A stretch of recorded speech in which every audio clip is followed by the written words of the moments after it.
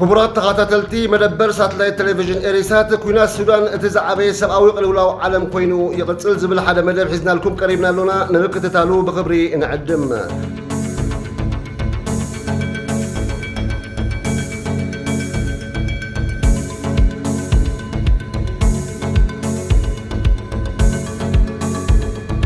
أب السودان زنبرة حبراوي من محدار إنجليزن قبطن مبقعو سعيبو حدث الريش حنش عتميتنا 56 سودان ناس النتا أوجا نا 56 عامتات زيت الحي مجزاتاوي محدرة أبكعو سرعات حيلتات مهديس تسعيبو كابش حنش مونتميتين تسعانش عتن جميرو سودان ببريطانيان قبطن تم حدر نيرا أمونغو سميناويانن دوبوباويانن زنبرة وطري كدبي وقعوي ناس السودان مؤواجو قدش تفتيرو أبش حنش عتميتنا 55 قداما كوينات حد السودان دما أبقيسو سودان ناتنتا مس اوجت دحر 18 معلتات ب 19 طرش حنش 956 نابليك عرب تتصنبيرا امو داتا حنش 956 دما ناب ابالنت حبرات هاجرات تتصنبيرا انت خونه تحدث ريبابليك هاجر نعسرتات عامتات بزقصله ግጭት አፈላላይ በመፍጠሩ ቅጽበታዊ ብድሆታት ከገጥማ ከኢሉ ሱዳን ኣብ 1955 ኩናት ሕድሕድ ዘጋጠማ ቅድሚ ናጽነት መዋጃ ሓደ ዓመት እዩ كساع شحن تعتميتن 72 دما أمانغو ماخلاي منغستن دوبوبن زترأي خوينو أب أديس أبابا بستخايد سممع تزازيمو أب سودان نخال أي جزيز تخايد كوينات حد كاب شحن تعتميتن 83 كساب كل تشحن حموشتن خوينو أمانغو منغستاون حزباون سراويت حرنا السودان أقاتيمو أستات 3 مليون حزبي زهالقلون دبوب سودان كاب سودان كتفلد ما غيرو كاب كلتشحن سلستن كسابة كلتشحن إسران استخايدة كوينات دارفور حيلتات منغستن ملشاتات جانجاويدن أنصار عمست وجلتات زكايل وقجت العلي كلتا ميت الشح سبات زموتلون سفح من مزبال زقات أملون في السامي يونيرو هلو كلتات قجت حد السودان دما 15 ميازيا كلتشحن إسران سلستن زجمر خوينو أبقت على 15 ميازيا كلتشحن إسران شدشتن سلسي عمتو كمليو اتقجت بسنك هرفان سلطان أمانغو جنرال البرهان زمرة حسراو السودانين بجنرال حمدان دقالو زمرة حايلتات كلتوف دقفن يوزكايد زلو كساب حجي بقام العلي 250 شح سبات كقتلو انكلو استات 10 مليون دما تمازابيلون كم زلو صابات يملكتو اب اعناوي كونات حد تشميما زلا سودان اتقجت حدا خبطوم زخفقو سبعو قلولاو عالم زسعب خوينو يقتلالو اب حيالو زباطات بفلاي دما اب دارفور كارتوم كوردفانن قال خفال دبوبن سفح من مزبال سفح تميتن كبير قهساتن تسندولو سراوي السودان صاف بقال زباويان ودباتن اهقراويان تواساتن زدقف وقعوي هاقراوي سراوي السودان كوينو نمبزحتو ما اقلاين سمينن سودانن قال خفال دبوبن يقوطاتر حيلتات قلتوف دقف RSF مسرتو كاب ملشاتات جانجاول كوينو أب مبزحتو خفال دارفورن قال خفال كارتومن كوردفانن يركب أب وقع حل سودان زستاتوفو زلو خالوت عطوقات بجلتات بأتاتات هزباوي من قصقاص حرنا السودان سمين SPLMN من قصقاص حرنا السودان SLM كمون من قصقاص فتحن معرنة المسحة وقن ويكالئ وقن تتنبيروم ويداقماوي تسليفوم بفلاي أب دارفورن دبوب كوردفانن يواقعوا له أب سودان أبز حلفة أستات 3 عامتات قل في نيوق ميلاتات زوباتات كارتوم دارفور بفلاي الفاشر كفل هاجر كوردفانن قل خفال سميناوي النيلن سنارن يركبوهم أب سودان كاب 10 شحات كساب العلي 250 شح سبات كم استقتلوا سبعوي تكالات يقمتو تأمان النتزلو تكالات دما كابزن لعل خخون يخيل يوزبل قمت اللوم علماوي تكالات بسنكي قد تاو قجت مستميت تأساسر كونتاتن حمامن متن موت ناب كلتميتن 50 شح خبت 5 يقلتو أب سودان بسنكي تزغتسل زلو قجت كاب 10 حدا خساب 10 مليون سبات تبازابيلوم كم زلون لعل شوعات مليون أبوش تعدي بمليونات زغوصر دمان أبقروا بتهاجرات كم بعال تشاد دبوب سودان قبتي إثيوبيا هاديموم زيد ما سودان أب عالم زعابة يقلولاو من مزبال قاتي موازلو هاجر كوينا تركب كاب حبرات هاجرات أمنستي انترناشنالن كالأوتن نزموت وصابات كم زحبرو سفح صوتاوي عامت علامة زقبر قتلات بهر مسرات زقبر متقعتي بفلاي أب دارفوركم أولنا سيفيلات كم سبعوي والتا متقام تسندو مالو كلتيهم تواقعت وقنا دما بخبيت تحسد أهقراوي سبعوي مسلات حقي يخصصو كوينات سودان نقرا بتهاجراتن زواو حيلتاتن بقتن بتزواوارن صليو والله ጫደ ደቡብ ሱዳንን ሪፐብሊክ ማዕከላዊ አፍሪካን በሰፊሕ ዋሕዚ ስደተኛታት ክዋሓጣን ከለዋ ሊብያን ግብፅን ካብ ስደተኛታት ምቕባል ዝዘለለ ከም መተሓላለፊ ወይ ንግዳዊ መስመራት ኮይነን የገልግላ ኣለዋ ግብፂ ስዑዲ ዓረብ ኢማራት ዓረብን ምስ ምዕራባውያን ሓያላን ሃገራት ኣሜሪካን ካልኦትን ሃገራትን ኣብ ሱዳን እቲ ኩናት ደው ኣብ ዝብለሉ ብዙሕ ፃዕርታት እናተገበረ እኳ እንተፀንሐ ኣይተዓወተን ኣብ ቀፃሊ እውን ኣብ ዝተፈላለያ ሃገራት ክካየድ መደባት ኣለው ኣብ ወርሒ ጉንበት 2023 ውዕል ጅዳን ንሲቪላት ውሑስ ምሕላፍ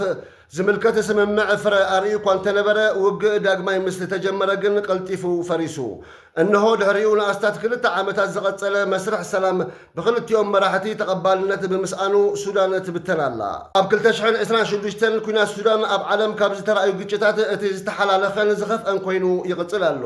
ተዋጋእቲ ሓይልታት ብደገፍ ግዳማውያን ሓይልታት ኣብ ዝተፈላለዩ ኣውራጃታት እቲ ሃገር ኣብ ከቢድ ውግእ ተጸሚዶም ኣለው እቲ ግጭት ብውድብ ሕቡራት ሃገራትን ሰብኣዊ ደገፍ ዝገብራ ትካላትን ኣብ ዓለም እቲ ዝዓበየ ሰብኣዊ ቅልውላውን ዝለዓለ ምምዝባልን ጥሜትን ኮይኑ ይቕፅል ብምህላው ወግሃ ፀብሐ ስክፍተአን ስግኣተንን ኣብ ምግላፅ ይርከባ እቲ ብሰብ ኣልቦ ነፈርትን መዳፍዕን ዝተሓገዘ ዝሰፍሐ ግጭት ሰራዊት ሱዳንን ሓይልታት ቅልጡፍ ደገፍን ኣብዚ ሓድሽ ዓመት ኣብ ሰሜንን ደቡብን ኮርዶፋን ብፍላይ ኣብ ከተማታት ኤል ኦበይድን ካዲጉልን ድሊንግን ድማ ሓያሎ ሰባት ተቐቲሎምን ከቢድ ዕንወት ይበፅሕ ኣሎ ኣብ ዞባ ዳርፉር ሓይልታት ቅልጡፍ ደገፍ ልዑል ቁፅፅር ኣለዎ ብፍላይ ኣብ መወዳእታ ዓመት 2025 ንስትራቴጂካዊት ከተማ ኤልፋሸር ካብ ሰራዊት ሱዳን ምውሳድ ንወሰንቲ ከተማታት መሳለጥያ መፍረዪ ነዳዲ ሄግሊ ንሓዊሱ ብርክት ዝበለ ትሕተ ቅርፂ መንዚዑ ኣሎ ሓይልታት ቅልጡፍ ደገፍ ንሄግሊ ምቁፅፃሩ ንመስመር ነዳዲ ብምዕፃው ድማ ኣታዊት ሃገር ክቕንስን ቁጠባት ሃገር ክሃሲን ክኢሉ እዩ ኣብ 2026 እቲ ግጭት ናብ ዶባት ኢትዮጵያን ጫድን ሓሊፉ ዝኣተወ ኮይኑ ኣብ ክፍለ ሃገር ካርቱም ከተማ ካርቱምን ከምኡውን ክፍላተ ሃገር ሰሜናዊ ኒልን ሰናርን እውን ሓሊፉ ተራእዩ እዩ ብፍላይ ኣብ ወርሒ መጋቢት 2026 ኣብ ውሽጢ ጫድ ብዝተፈፀመ መጥቃዕቲ ድሮንን ብዓሰርተታት ሰባት ዝተቐተለሉ መጥቃዕቲ ኣብቲ ዞባ ካልእ ውጥረት ዘበገሰ ኮይኑ ፕሬዚደንት ጫድ እድሪስ መሓማት ዓብይ ምስ ሱዳን ዝዋሰን ዶባት ሃገሩ ክዓፅዎ ሰራዊት ሃገሩ ክዳለውን ምእዛዙ ኣብ ተበፃሕነት መስመራት ኣቕርቦት ፀገም ብምፍጣሩ ብዙሓት ሱዳናውያን ግዳያት ኮይኖም እዮም ካልእ ኣብ 2026 ኣብ ልዕሊ ዕዳጋታትን ሆስፒታላትን ቤተ እምነታትን ዝተፈፀመ ተደጋጋሚ መጥቃዕቲ ሚሳይላትን መዳፍዕን ኣብ ሰብን ንብረትን ከቢድ ክሳራ ኣብፅሑ እዩ ኣብ ሱዳን ኣብ 2026 ከቢድ ጥሜት ኣጋጢምዎም ዘሎ ሰባት ልዕሊ 24 ሚልዮን ከም ዝበፅሐ ውድብ ሕቡራት ሃገራት ዝገለፀ ኮይኑ ኣስታት 2 ሚልዮን ድማ ኣብ ኣፍ ደገ ሞት ከም ዝርከቡ ጠቒሱ ትካላት ገበርቲ ሰናይ ብወገኖም ልዕሊ 20 ሚልዮን ህፁፅ ሓገዝ ጥዕና ከም ዘድልዮም ይግምቱ ኣካላት ሰብኣዊ መሰላትን ዘይመንግስታውያን ትካላትን ድማ ኣብ ዞባ ዳርፉር ቀጻሊ ገበናት ኩናት ፀወታዊ ዓመፅን ጃምላዊ ቅትለትን ሰኒዶም ኣለው ካልኦት ክኢላታት ድማ ኣብ ገለ ክፋል ዳርፉርን ኪልኡን ከቢድ ሓደጋ ምፅናት ዓልየት ከም ዘሎ የጠንቅቑ ኣብ ሱዳን ኣብ 2026 ውሽጣዊ ተመዛበልቲ ልዕሊ 11 ሚልዮን ምብፅሑ ኣብ ዓለም ክብረ ወሰን ኮይኑ ተመዝጊቡሎ ናብ ጎረባብታ ሃገራት ኢትዮጵያ ጫድ ደቡብ ሱዳን ግብፅን ካልኦት ሃገራትን ተሰዲዶም ዘለው ብሚልዮናት ዝቁፀሩ ሱዳናውያን ኣብ ከቢድ ፀገም ከም ዘለው ትካላት ሰብኣዊ መሰላት ይገልፁ ኣብ 2026 ካብ ፖር ሱዳን ናብ ካርቱም ዝተመልሰ ብሰራዊት ሱዳን ዝድገፍ መንግስቲ ብጀነራል ዳጋሎ ዝምራሕ ሓይልታት ቅልጡፍ ደገፍ ካብ ተቋፃፂርዎ ዘሎ ከባቢታት እንተዘይወፅዩ ስምምዕ ሰላም ከም ዘይካየድ ይገልፅ ስምምዕ ሰላም ሱዳን ብውድብ ሕቡራት ሃገራት ኣፍሪቃዊ ሕብረት ሊግ ዓረብን 4 ሃገራት ዝሓቆፈ ኳድ ካልኦት ተደጋጋሚ ፈተናታት ተኻይዱን ኣብ ምክያድ እኳ እንተሃለወ ክሳብ ሕጂ ብክልቲኦም ሓይልታት ተቐባልነት ኣይረኸበን ዘሎ ኣብዚ ወርሒ ካልእ ፈተነ ስምምዕ ሰላም ክካየድ መደብ እውን ተታሒዙሎ ክልቲኦም ሰላም ኣብ ክንዲ ዘቐድሙ ኣብ ዓውደ ኩናት ልዕልነት ንምርኣይ ከቢድ ፈተነ ኣብ ምክያድ ይርከቡ ተንተንቲ እቲ ግጭት ብታሪኻዊ ቂምታ ምቁፅፃር ፀጋታትን ዞባዊ ውክልናታትን ሱር ዝሰደደ ብምዃኑ ኣብ 2026 ዝካየድ ዘተ ሰላም ብዘይ ጠቕጥን እገዳን ኣዝዩ ከቢድ ክኸውን ከም ዝኽእል ይእምቱ ኣብ ሱዳን ኣንፈት እቲ ግጭት ካልእ መልክዕ ይሕዝ ከም ዘሎ ኣብዚ ቀረባ ዝስማዕ ዘሎ ሓበሬታታት ምርኣይ እኹል እዩ ሱዳን ንተሓጋጋዚ ዋና ኣዛዚ ዕጡቕ ሓይልታት ሱዳን ዓብዱልፈታሕ አልቡርሃን ዝኾነ ጀነራል ያሲር አልዓታ ሓድሽ ሓላፊ ስታፍ ሰራዊት ጌራ ከም ዝሾመተ ኣፈኛ ወተሃደራዊ ሱዳን ገሊጹ እዚ ስጉምቲ ኣብቲ ኣብ ደቡባዊ ምብራቕ ክፍለ ሃገር ሰማያዊ ኒል ሓድሽ ግንባር ኣብ ዝኸፈተሉ ዘሎ እዋን ኣብ ስትራቴጂ ለውጢ ከስዕብ ይኽእል እዩ ድሕሪ እቲ ቅድሚ 3 ዓመት ዝጀመረ ኩናት ሰራዊት ሱዳን ምስ ሓይልታት ቅልጡፍ ደገፍ እቲ ዝዓበየ ትርጉም ዘለዎ ለውጢ ኣባላት ሓይልታት ምክልኻል ኮይኑ ተመዝጊቡሎ ኣልዓታ ንልዕሊ 40 ዓመታት ኣብ ሓይልታት ምክልኻል እቲ ሃገር ዘገልገለ ብምዃኑ ኣብ ዓውደ ውግእ ምቅያራት ክረአ ትፅቢት ይግበር ካልእ ድማ መሰረቲ ኺዳን ሱዳን ኣብ ጥቓ ዶብ ኢትዮጵያ ንዝርከብ ክፍለ ሰራዊት ግብፂ ኸቢቡ ከም ዘሎ ዝገለጽሉ ድማ ካልእ ወጥሪ ኣበጊሱሎ እታ ኣስታት 640 ወተሃደራት ዝሓቆፈት ኣሃዱ ምዃና ካብ ሱዳን ዝወፁ ዘለዉ ሓበሬታታት የረድኡ እታ ክፍለ ሰራዊት ኣብ ጥቓ ዓብይ ግድብ ህዳሴ ኢትዮጵያ ምስ ወርቂ ናብ ዝተኣሳሰር ንጥፈታት ቅድሚ ምስግጋራ ንሰራዊት ጀነራል ዓብዱልፈታሕ አልቡርሃን ንምድጋፍ ትንቀሳቐስ ምንበራ ምንጭታት እቲ ከባቢ ይሕብሩ እዚ ኸኣ ግጭት ሱዳን ናብ ካልኦት ሓይልታት ምትእትታው ብዝለዓለ መልክዑ ይረአ ምህላው ተንተንቲ ይገልጹ ኣብ ሱዳን ዝካየድ ዘሎ ግጭት መዓስ ደው ክብል ይኽእል ንምግማቱ ኣዝዩ ኣጸጋሚ ኮይኑሎ ተንተንቲ ከም ዝገልጽዎ ኣብ ኮርዶፋንን ዳርፉርን ከቢድ ውግእ ክቕጽል ትፅቢት ይግበር ሰራዊት ሱዳን ኣብ ገለ ክፋል ማእኸላይን ምብራቓውን ሱዳን ኣጽኒዑ ክጸንሕ ድሌት ዘለዎ ኮይኑ ሓይልታት ቅልጡፍ ደገፍ ኣብ ምዕራብ እቲ ሃገር ቁፅፅር ከደልድልን ናብ ምብራቕ ገጹ ከስፍሕን ይጽዕር سلام